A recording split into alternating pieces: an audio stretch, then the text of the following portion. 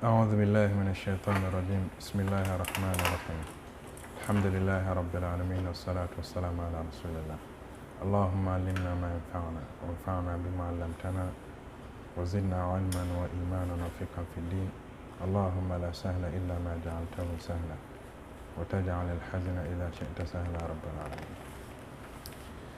This is a commentary of the fourth hadith by Imam An-Nawawi. Who want to read for us the fourth hadith?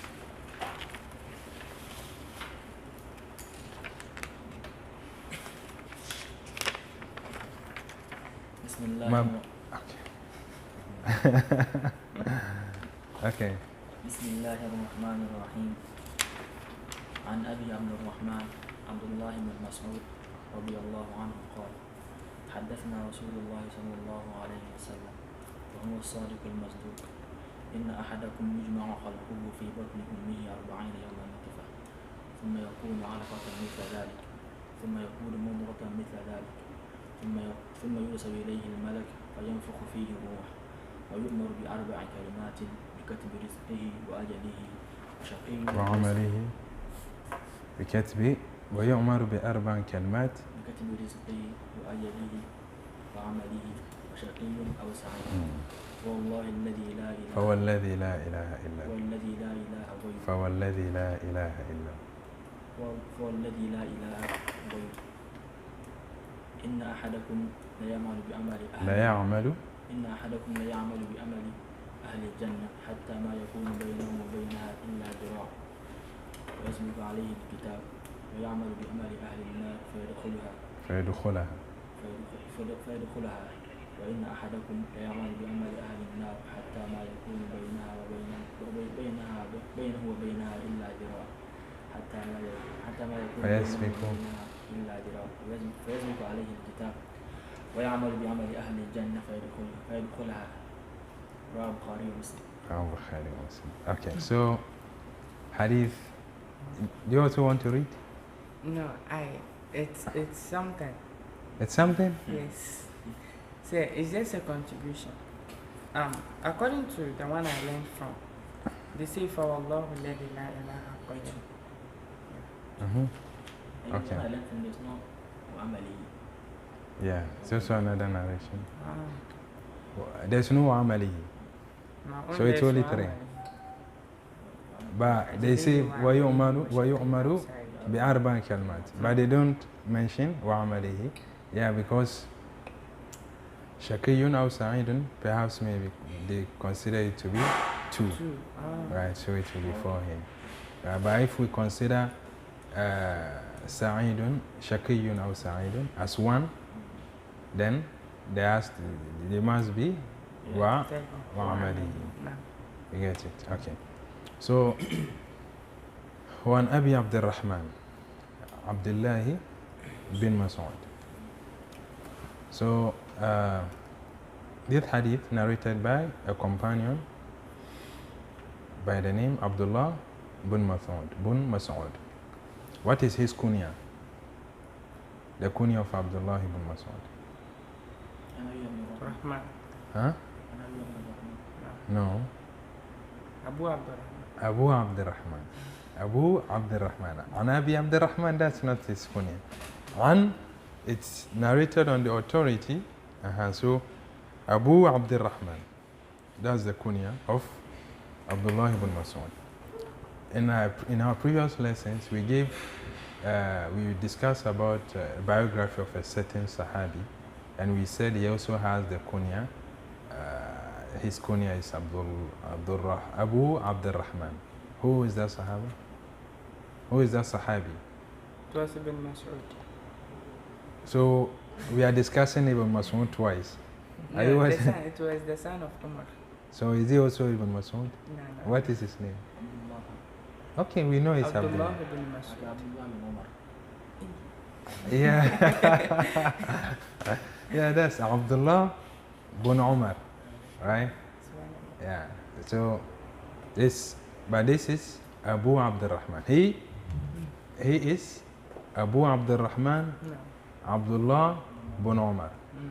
But this Abu Abdurrahman Abu Abdurrahman Abdullah bin Mas'ud. You get it? Yeah. So Abu Abdurrahman Abdullah ibn Mas'ud, this companion, this Sahabi, was born in Mecca, raised in Mecca, and then embraced Islam in the early stage of Islam, or the propagation of the Prophet. Ibn Mas'ud said that he was, before he embraced Islam, he was youth at that time. Before he embraced Islam, he used to take care of the flock of Uqba bin Abi Mu'ayth. Right, he's one of the leaders of Quraysh in Mecca. So at that time, they have, let's say, they'll be farming like a livestock farming, but they don't take care of the animals themselves. They hire someone to do that. So Abdullah ibn Mas'ud was hired by one of the elite of the Quraysh, among the Quraysh, and then so he would take the animals out for grazing. One day he was at a grazing site, and then two men came to him. He was with the animals, and then they came to him and said to him, "Oh young boy, oh young man, can you feed us milk from your animals?" And he said, "No." He what? He said no. He said, "Ana mu'taman." I'm entrusted with what? With these animals. So I can't feed you from its milk. I have to what? I have to seek permission from the owner before I can what? I can feed you. That's what he told the two men who came to him. And then he don't know them. Alright? So then one of the two men said to him, "Do you have a young sheep here who has not yet produced milk?" Then Abdullah bin Mas'ud said yes. Then he asked him to what? To bring it close. He brought it, and then one of the men, so these two men was Abdullah, they were Abu Bakr, and then Prophet Muhammad sallallahu alaihi wasallam. So they came, and then he brought the animal close, the sheep, and then the Prophet alayhi salatu wasallam touched the breast and then prayed, and then milk formed in its breast. So they milked it and then drank. And then Abdullah ibn Mas'ud was there, astonished. He was like, "What happened? What did you do?" So the two men left, the Prophet alayhi salatu wasallam and Abu Bakr. So when Abdullah ibn Mas'ud went back to Mecca, because they go for grazing in what outskirts of Mecca. So after grazing, they will come back. They will take the animals back to their ranch. So when he went back, he went to the Prophet ﷺ to learn more about the religion. But here, let's look at what Abdullah ibn Mas'ud told the two men, the Prophet and then Abu Bakr. He said, I'm entrusted with this. So therefore I can't feed you without the permission of the owner. So what does this tell us? What do you take from this? He's loyal and honest. He's loyal and then trustworthy, right? Yeah, so, but here, today, when someone is entrusted with something, and someone that he knows come to seek his favor from what does not belong to him, he can what? A person, one will easily what? Give out without the permission of the owner, right? But here, pay attention. That time he's very young. Abdullah ibn Mas'ud was very young, and then was also not a Muslim. He has not yet embraced Islam. But look at the level of ethics that they were having at that time, right? And then even one of the greatest enemies of Islam and the Prophet, he once said that he was asked something about the Prophet, and he said, I don't want people to record any lies against me. I would have lied upon the Prophet ﷺ. So he did not lie against the Prophet, right? Why? Because he don't want anyone to ever record lies against him. Because it's a big deal for people to know, to have a record that you've ever lied. It's a big deal. So that's why when the Prophet came to them, calling them to Islam, he said to them, he asked them, if I tell you that enemies are coming behind this mountain, will you believe me? They said yes, because you've never lied. You get it? So at that time they have a very high level of morals and ethics, even though they were not Muslims, right? So this is what we can take from this part of the story. So please, I wanted to make an inquiry about the Prophet's request. Okay. Yeah. They came to Abdullah ibn Mas'ud. Abdullah ibn Mas'ud and requested for the milk, and he said he can't give them because it was entrusted. Yeah. But he also requested for a young sheep. Yeah. And he milked from it. Yes. Yeah. Is that all right? Okay, so this is thinking from perspective of fuqaha.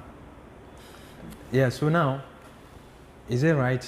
I mean, since he's entrusted with the animals, right? He can't milk or feed them from the milk without the permission of the owner. So how did the young Ibn Mas'ud allow them to milk from the young sheep?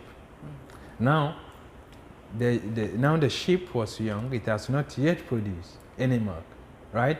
So who caused it to produce that milk? Right? So the milk that the Prophet prayed, this is also a miracle of the Prophet, right? He prayed, then the sheep the milk formed, right? So here, who caused that? The Prophet. So the milk does not belong to the owner, right? So after they milked the sheep, what happened? He prayed, and then it went back to what? To its normal form. You get it? So in this case, it's what? It's permissible. Right? So in our normal life, maybe you are entrusted with something, and someone requested something out of it, and you're like, no, I'm entrusted with it, I can't help you with it, without the permission, of course. And the person performed that miracle. But because he collected what you have and made something out of it for his own self. So what about that one? What's the ruling? Is that right? Because naturally that thing wouldn't be like that. So he actually collected that thing from you and made something else out of it for his own benefits. Okay, so that thing that he took from what you have, will it reduce from what you were entrusted with? Will it take something out of it? When you look at the scenario of the Prophet and then Abdullah ibn Mas'ud, nothing has reduced from what? From the sheep or from the flock. Right? So will something reduce from what the property that you are entrusted with? Okay, so let's put it like he sold the thing. Okay. Like he gave it to them, then they sold it and they had profit and they benefited from the profit, and maybe 2 pencils. Okay. He gave them one and they sold one like the price of twice. Okay. And they had one as their own benefit and they returned one to them. No, this permissible. It's permissible. This permissible. Yeah, this permissible. And then when you run at loss to you also what? You also incur the debt. You have to you have to replace, right? Yeah. Thank you. But it should be done with the permission of what, of the owner. You know. But when in a case of necessity, inshallah, there's no. Say, what if it's like maybe the person was not able to get it back, and though you have been entrusted with it, also entrust someone else with the, believe that the person will bring it back and it didn't. So this one will lose your trustworthiness. You lose that value from the Yes, person and also. then also that thing that the person lost, you have to replace it. Yeah, you have to replace it because you caused it. But Islamically it's permissible. That's what I'm saying. In a state of necessity, yeah, it can be. But normally, you show what the person should what you know of it. Okay, yeah. Because normally, when you're interested in something, you don't benefit from it or you don't use it, unless the person permits you that I've entrusted you with this, but you can't benefit from it. So if the person has given you that permission, then there's no problem. You can do that. See, I also read about a similar narration, but this time someone, I think it was sheep, and he was also taking care of the animals. They've given so many, like they've given birth so many, and now he was given like stuff like I don't remember the exact number. Yeah, there's a story of a man who, when he worked, he refused to take his Profit. His salary for his pay. yeah, his wage, right? And then the man who hired him did not spend that money or that wage. He invested it into what he bought an animal, and then the animal produced. So later the man came for it, and then that one animal that he has bought, he has produced a lot. So he said to him, this is your wage. I've invested it in one animal, and then it has produced to this number that you can see. So take it away. So he took it. So this is a different story. Now, after that, Abdullah ibn Mas'ud went to the Prophet to learn about Islam. He learned a lot from the Prophet about Islam, and then he embraced Islam. And he was among the earliest Sahabas to embrace Islam.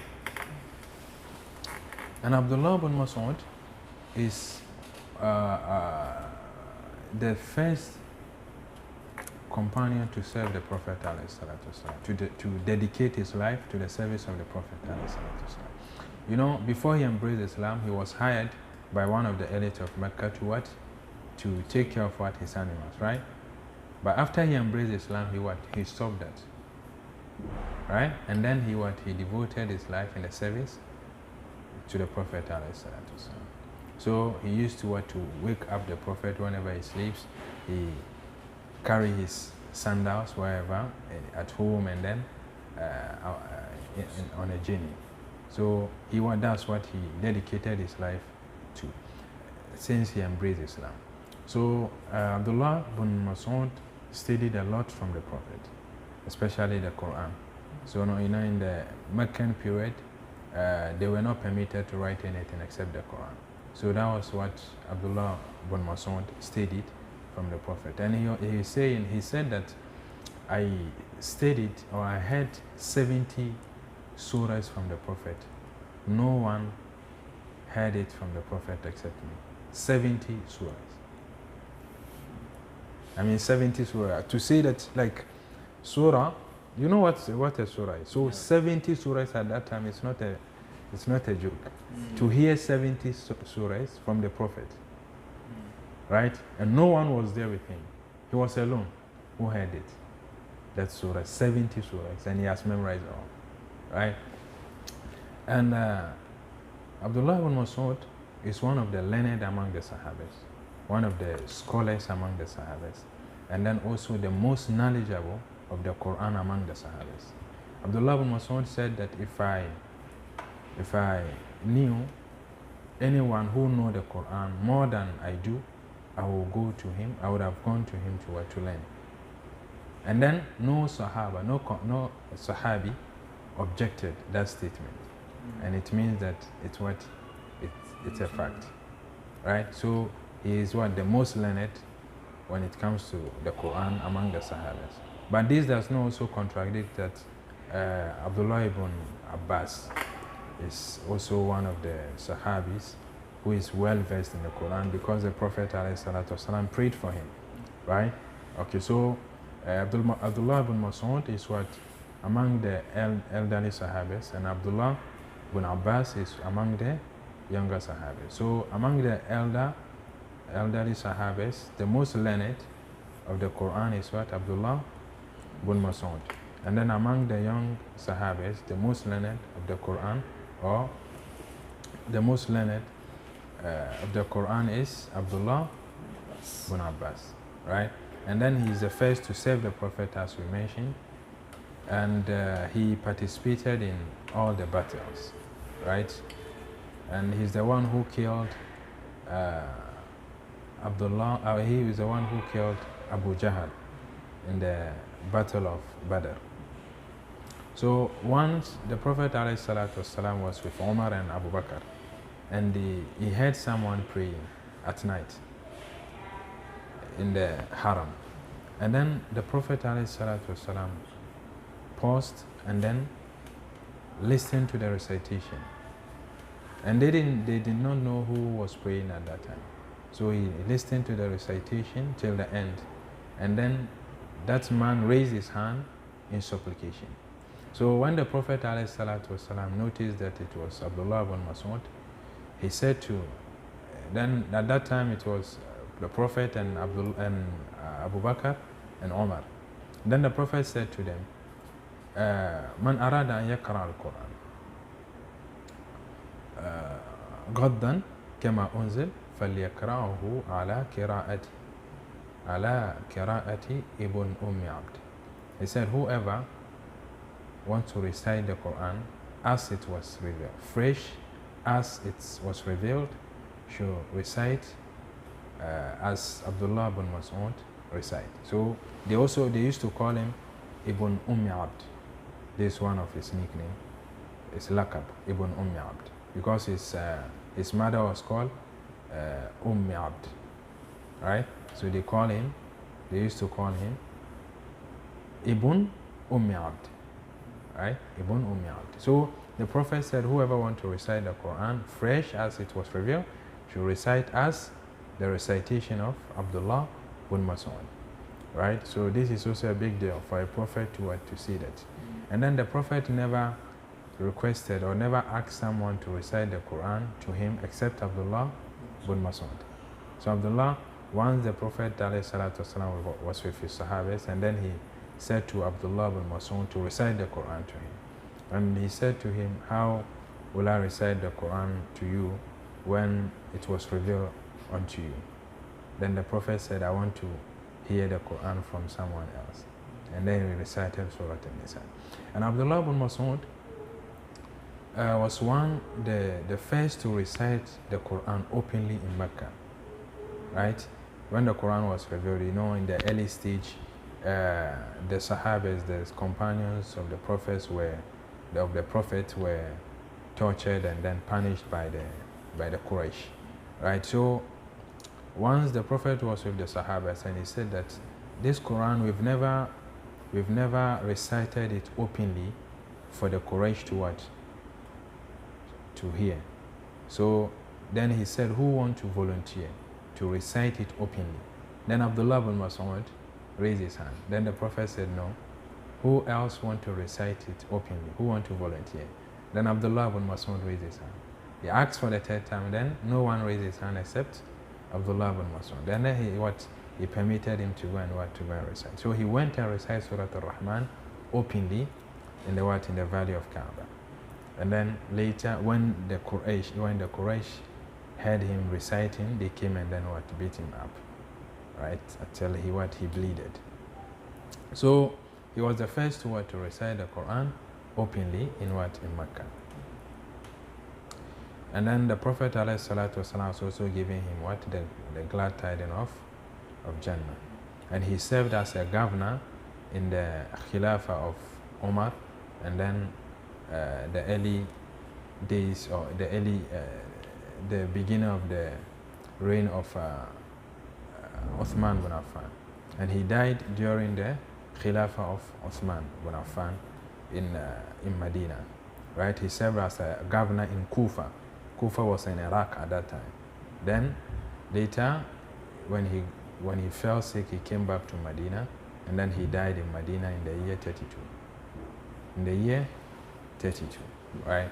So that's Abdullah Abu Abdurrahman, Abdullah bin Mas'ud. So is Abdullah bin Mas'ud among the Abadilat al-Arba that we mentioned?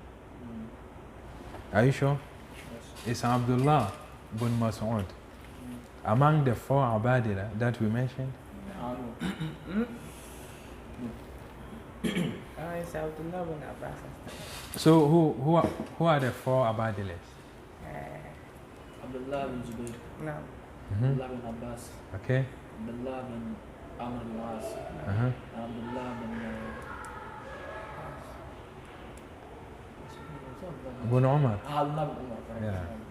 So these are the 4 Abadilas. And we mentioned why scholars did not include Abdullah bin Mas'ud part of the 4 Abadilas, even though he's one of the learned among the Sahabah. So we mentioned the reason.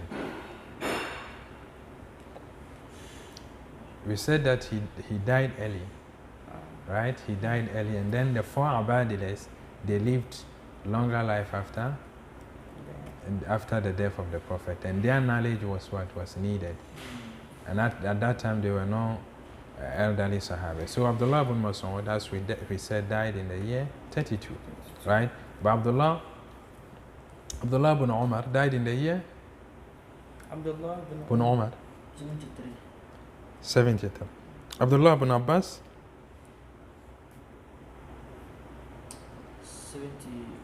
63. Abdullah bin Mas'ud, Abdullah bin Umar died in the year 73. Abdullah bin Umar? 63. Huh? 63, yes. And then Abdullah bin Abbas? Same year with Umar. Abdullah bin No. Umar. Abdullah bin Umar died in the year 73. Abdullah bin Abbas? No, 63. 63. Abdullah bin Amr bin al-As? Abdullah bin Amr bin al-As died in the year 65. Abdullah bin Zubayr? 73. I looked wrong. Okay, so that's your assignment. All right, so Abdullah bin 73 rather. Abdullah bin Zubayr. Yes. No. Okay. 73. Yes. Yeah. He died in the same year with Abdullah bin bin Umar. Ibn Umar. Okay, yeah. They died in the same year. I got it wrong.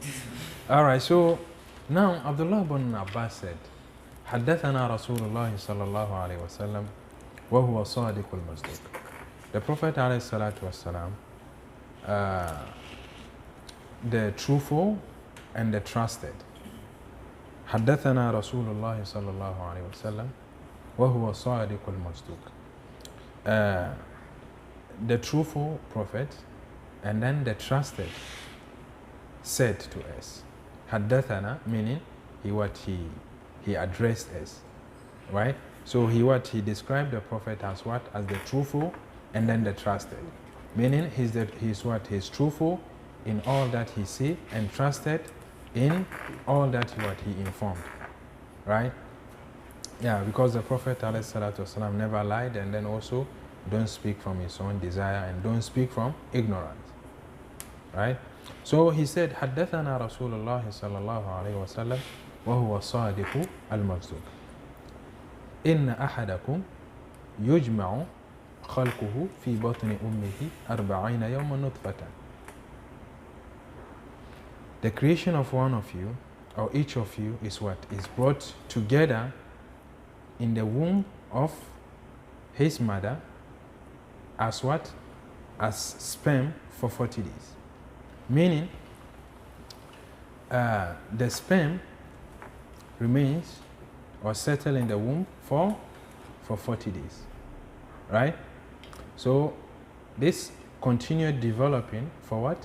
For another 40 days.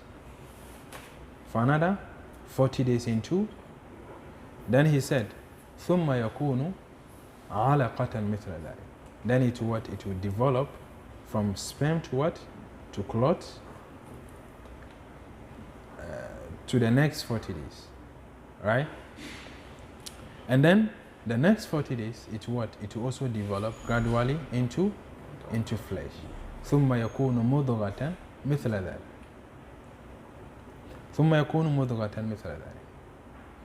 فيرسل إليه الملك. So here the Quran has mentioned what? How many stages? The hadith. No. Sorry. Yeah, the hadith. 3 stages.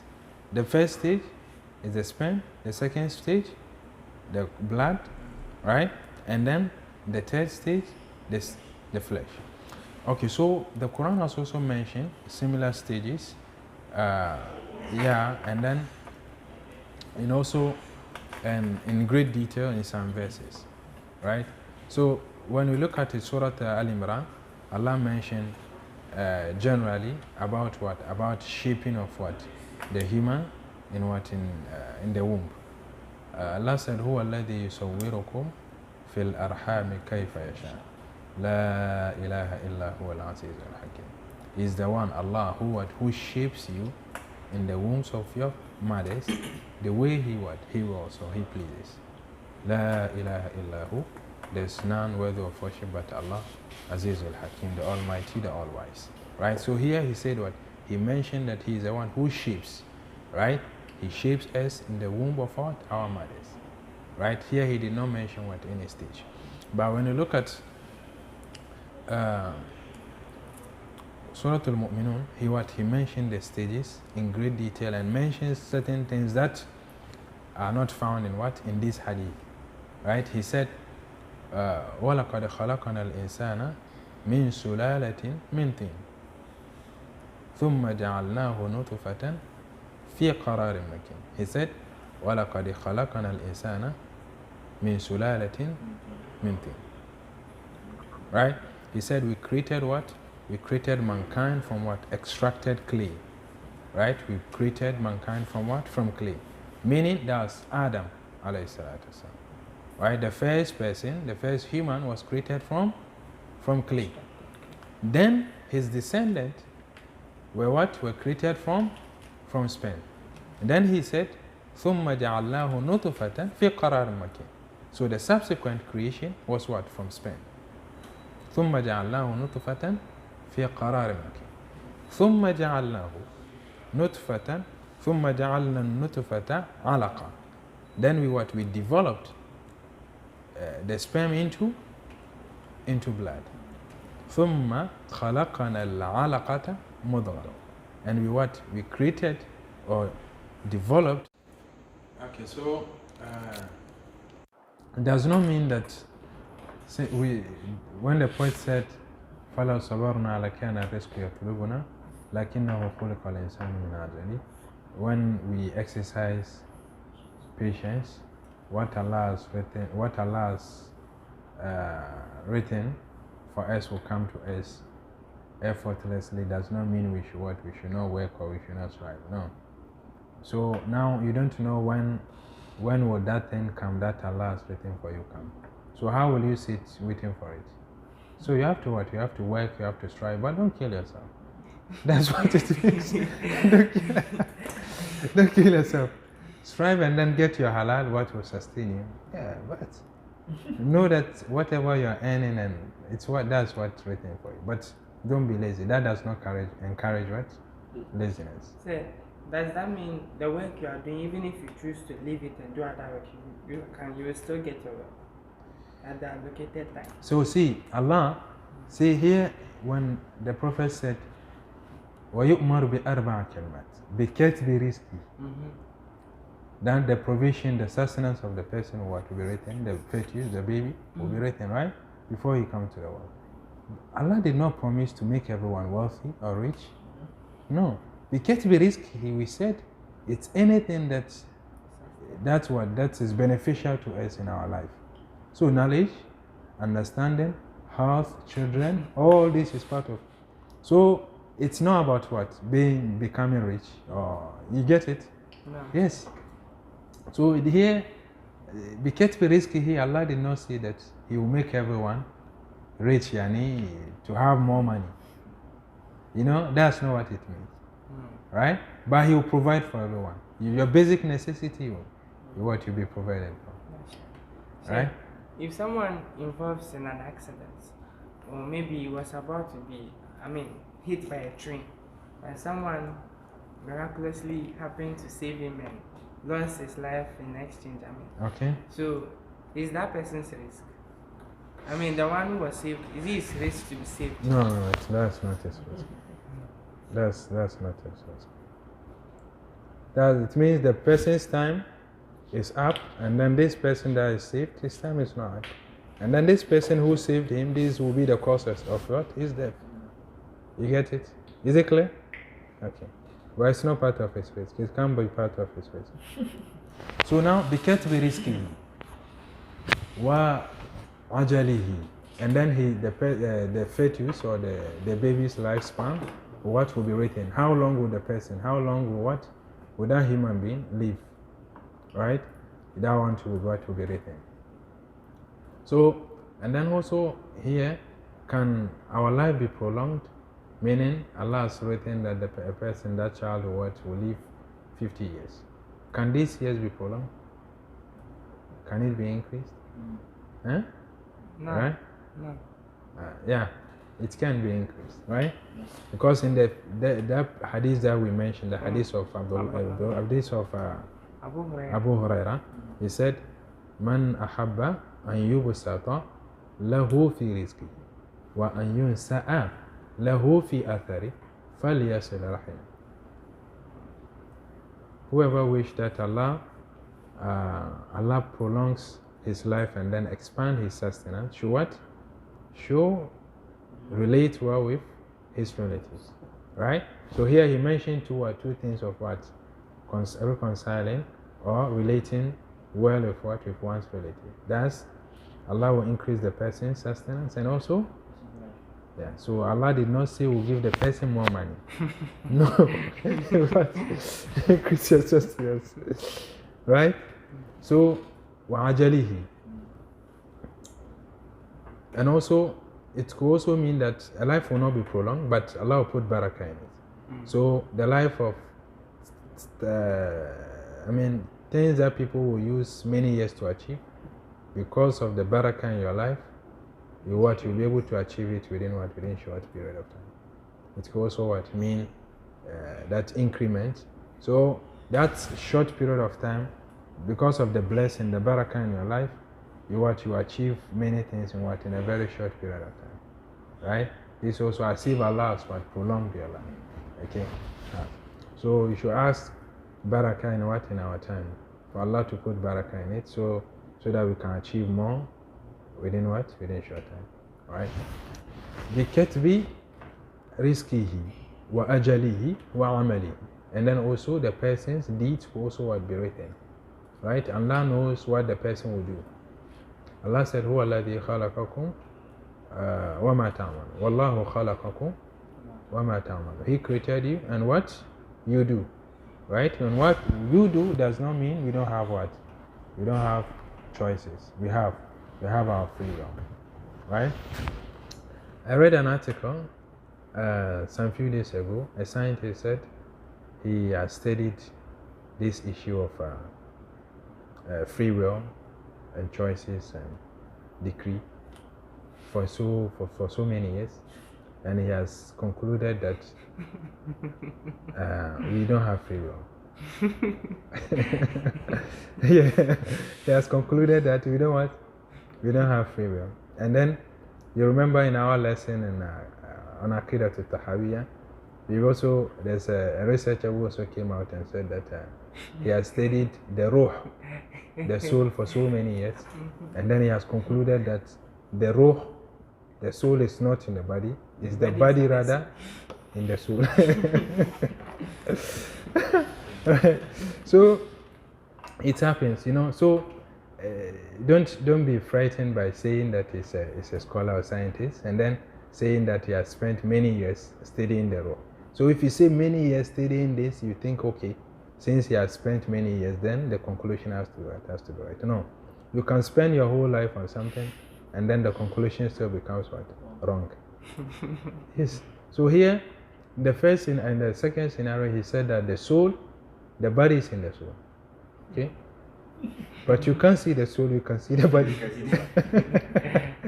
Right? The soul is transparent. Right, so now, here there are many verses that refute this, right? Allah said, فَإِذَا نَفَخْتُ فِيهِ مِنْ رُوحِي فَقَعُوا لَهُ سَاجِدِينَ. He said to the angels, when I blow into him, my soul, then bow down in prostration to what? To Adam. So he said what? When I blow into him, right? So the soul is what? In him. Not the body, in the soul, because you can't see the soul. Right? So and then also the second one, this who said that he has also spent many years and then he has come to the conclusion that we don't have free will. Right? We don't have free will. So there's a very strange explanation that he gave. It's really confusing. I don't want to confuse you. So, but here we believe, as you know, we discussed this in the issue of when we got to Qadar, we discussed that we have free will. So here Allah will command the angel to what? To write بِكَتْبِ عَمَلِهِ, the person's deed. So Allah knows what the person will do. Right? But does it mean that Allah is opposing on us what He knows? No. Because He is all-knowing. So He knows what we will do. But that does not mean that we don't have what? We don't have choices. Yes, Allah knows that you will choose this and do this. So He knows that. You get it? It's not something that Allah imposed on us. So we have our free will. That's why we will be held accountable on what we do. Right? Allah will not hold us accountable on our complexion. Why? Because we have no control over it. It's not our choice.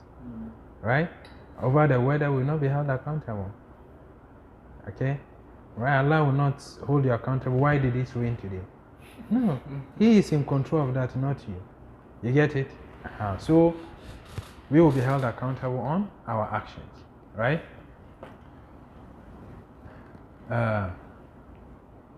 So Allah said, مَنْ عَمِلَ صَالِحًا فَلِنَفْسِهِ وَمَنْ أَسَاءَ فَعَلَيْهَا.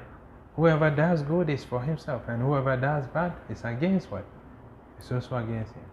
Right? So it's based on what? Based on free will, not what? Allah's not. Okay? So this also refute the notion that we don't have free will. So بِكَتْبِ أَجَلِهِ, and then also وَشَقِيٌّ أَوْ سَعِيدٌ. So whether the person will be what? Unhappy or happy. What does it mean? It means that Allah also knows the final position or final destination of everyone, where we will all end. Whether a person will end in Jannah or end what? In hellfire. Allah knows that. Right? So many people, when they hear this, they think like, okay, since Allah knows that I will be someone will be in Jannah or even in hell, so why stress yourself? let me be, when I die, Allah knows where I'll be. No. Yeah, Allah knows that yes, if a person will be in Jannah, will end up in Jannah, okay, Allah knows that you will do A, B, C, D, and that will lead you to Jannah. Allah knows that. And then when a person will end up in hell, may Allah safeguard us. Allah knows that yes, you will do A, B, C, and then that will lead you to what? To hellfire. You get it? So it's no matter of let me relax. No. When you relax, it also means that you relax, and then you end up in hell. You get it? So, and then the hadith continue to say,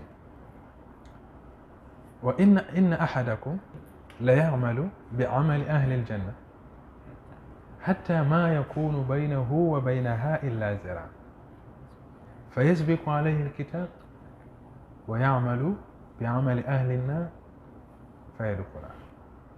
So he said, and one of you will perform the actions of the people of what? Of paradise. حَتَّى مَا يَكُونُ بَيْنَهُ وَبَيْنَهَا إِلَّا ذِرَاعٌ. Until when the person's death approach, when the person is close to his death, فَيَسْبِقُ عَلَيْهِ الْكِتَابِ, then that which is written will outstrip the person, then فَيَعْمَلُ بِعَمَلِ أَهْلِ النَّارِ فَيَدْخُلَهَا, then that which is written will outstrip the person, then the person will act, will perform what, or will act on the actions, or perform the action of what the people of hell, then the person what will end up in hell.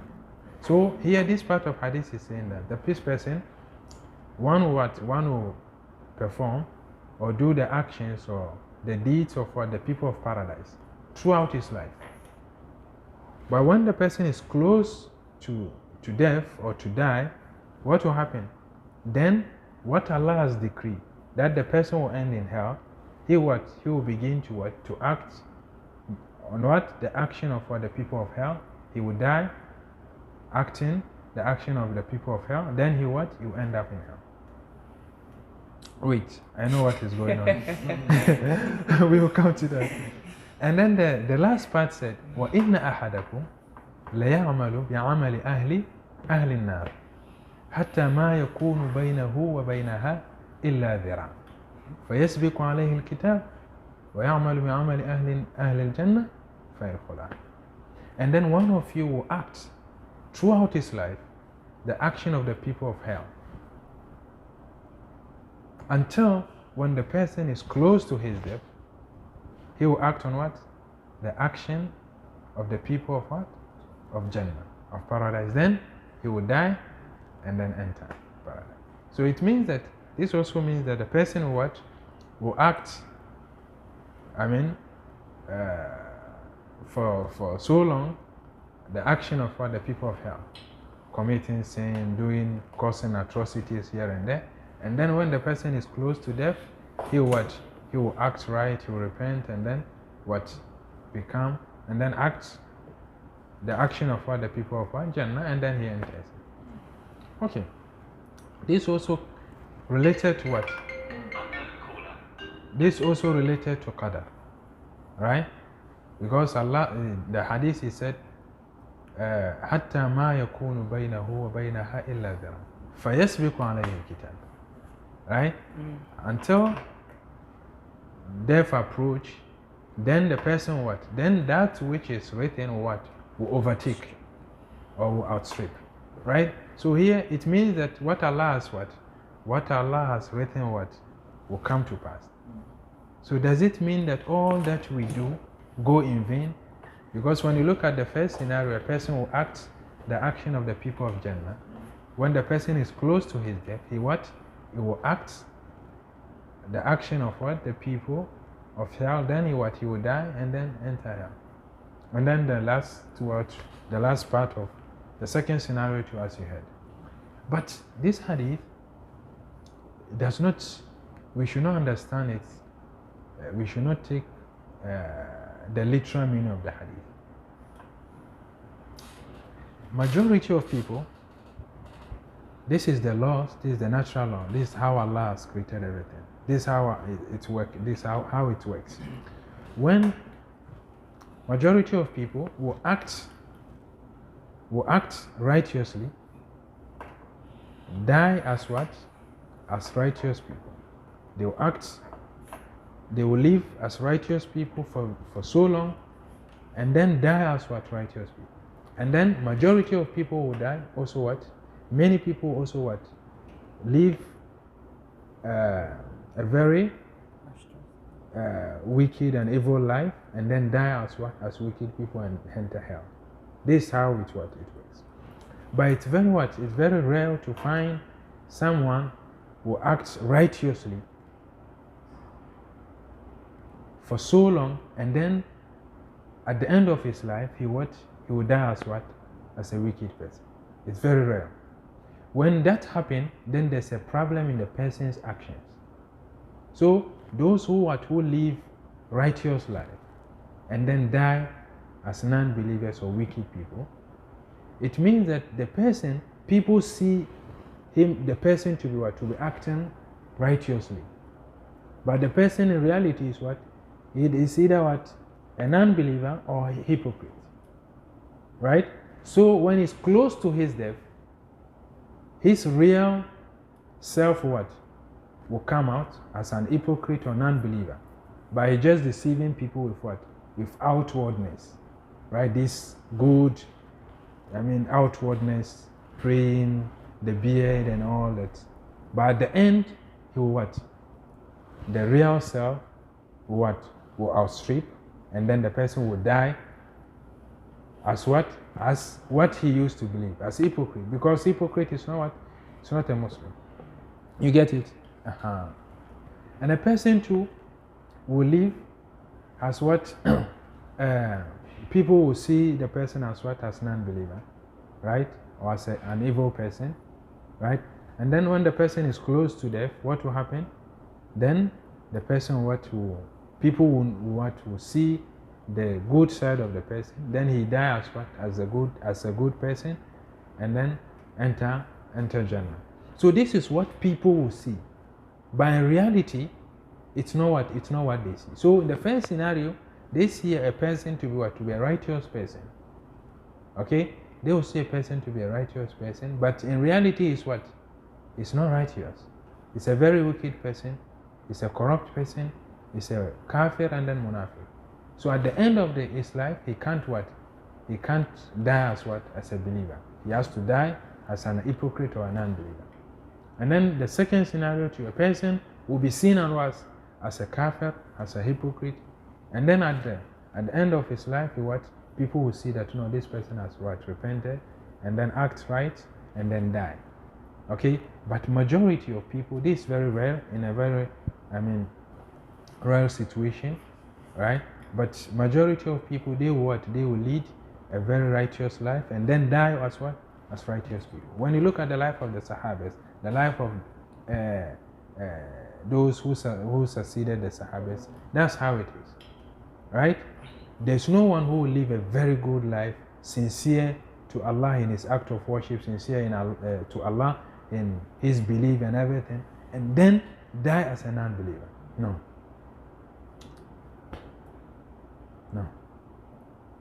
You get it? Because Allah promised وَيَزْدَادَ الَّذِينَ آمَنُوا إِيمَانًا. Right? Allah promised to increase those who believe Iman. So if you choose Iman, Allah what? Allah will increase you. And He also said that, He said, فَأَمَّا مَنْ أَعْطَى وَاتَّقَى وَصَدَّقَ بِالْحُسْنَى فَسَنُيَسِّرُهُ لِلْيُسْرَى. He said, as for those who believe, and then they paid the charity, and then believe in the last day, Allah will make what? Good deeds and Iman easy for them. So that's what they've chosen, and now Allah will make that easy for them. And those who choose evil and disbelieve in the day of Qiyamah, and then are also stingy, what will happen? Allah will make the path that they've chosen easy for them, meaning they can't find guidance, and they will die as what? As non-believers. You get it? So the literal meaning of the hadith should not be taken. You get it? Is that clear? Any question? Okay. You still have a question? Okay. I wanted to ask a question, but I realized that the explanation has covered it. But there is a contribution I want to make. There was this story. A man, he was a very pious person called Sahabah. It was during those days. Which days? The olden days. Okay. Past generations. And this Sahabah was a very pious person, and he led a pious life. Everybody knew him too. So, and yeah, from his actions and everything, he was a very pious person. But at the end of the day, when he was getting closer to his death, Shaitan came and some trials. Yeah. Yes, and at the end he failed, and he died as a non-believer.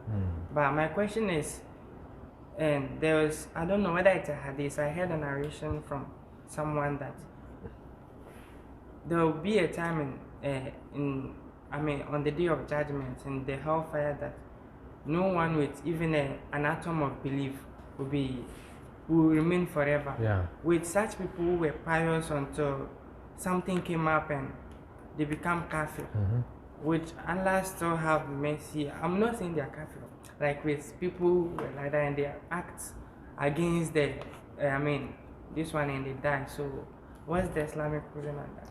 See, when a person, let's say, the first scenario, we said that the person led a very righteous life, and then at the end of his life, he died as a kafir. This person will dwell in hell forever.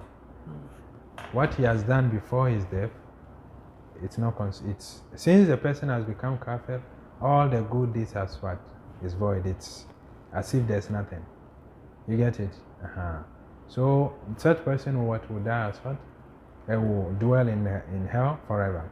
But those people who will be punished and then later rescued from hellfire are those Muslims, but sinful Muslims, and then died as what? As sinful Muslims. They did not repent before their death. So they will be punished for their death, for their sins, and then later be rescued. Do you get it? So with such people, even if the person has what? Atom weight of Iman, the person will be rescued from hellfire. You get it? And then there's also a special intercession, shafa'ah, for such people. The Prophet has special shafa'ah for Ahl al-Kaba'ir. Right? He will come and then rescue them from what? From hellfire. But you know, many people, when they hear this, they think it's what? It's a joke, like, you know, at the end of the day I will enter Jannah. So even if I'm punished, yes, but it's a big deal. It's a big deal. I mean, so it's now, even if a person will be punished for a day, okay, the day, it's not in your counting these 24 hours, no. In the counting of Allah. So 1,000 years a day, if a person will be punished a day, right? So it's not a joke, right? May Allah safeguard us and then grant us Jannah. Any other question? Okay, so let's pause here. وآخر دعواهم أن الحمد لله رب العالمين.